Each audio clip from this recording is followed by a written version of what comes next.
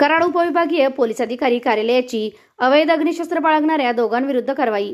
मान्य पोलीस अधीक्षक Shri Tushar Doshi, upper police अधीक्षक डॉक्टर वैशाली कडूकर यांनी कराड शहर व मलकापूर नगरपालिका निवडणुकांच्या पार्श्वभूमीवर अवैध व्यवसाय व अवैध अग्निशस्त्र बाळगणाऱ्यांविरुद्ध प्रभावी मोहीम राबवून जिल्ह्यातील कायदा व सुव्यवस्था अबाधित ठेवण्याच्या अनुषंगाने निर्देश दिले होते।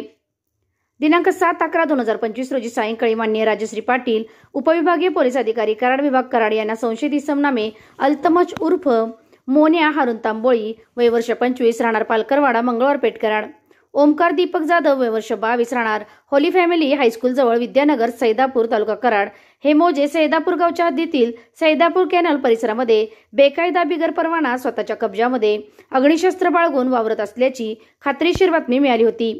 सदर बातमीवरून त्यांनी त्यांच्या कार्यालयातील पथकास सापळा रचून कारवाई करण्याबाबत आदेशित केले होते। त्याप्रमाणे पथकातील अधिकारी व अंमलदार यांनी मिळालेल्या बातमीच्या ठिकाणी सापळा रचून 2 संशयित इसमांना ताब्यात घेऊन त्यांची अंगझडती घेतली असता त्यामध्ये एक 50,000 रुपये किमतीचे गावठी बनावटीचे अग्निशस्त्र, एक 600 रुपये किमतीचा जिवंत राऊंड व एक 15,000 रुपये किमतीचा स्मार्ट मोबाईल फोन व एक 75,000 रुपयाची दुचाकी असा एकूण 1,40,700 रुपये किमतीचा मुद्देमाल जप्त करण्यात आला आहे।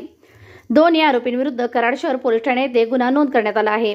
माननीय राजश्री पाटील, उपविभागीय पोलीस अधिकारी कराड विभाग यांच्या मार्गदर्शनाखाली सहाय्यक पोलीस निरीक्षक श्री अमित बाबर, पोलीस अंमलदार प्रवीण पवार, सागर बर्गे, प्रशांत चव्हाण व मयूर देशमुख यांनी सदरची कारवाई केलेली असून मान्य पोलीस अधीक्षक श्री तुषार दोशी व मान्य अप्पर पोलीस अधीक्षक डॉक्टर श्रीमती वैशाली कडूकर यांनी सर्वांचे अभिनंदन करून शुभेच्छा दिल्या आहेत।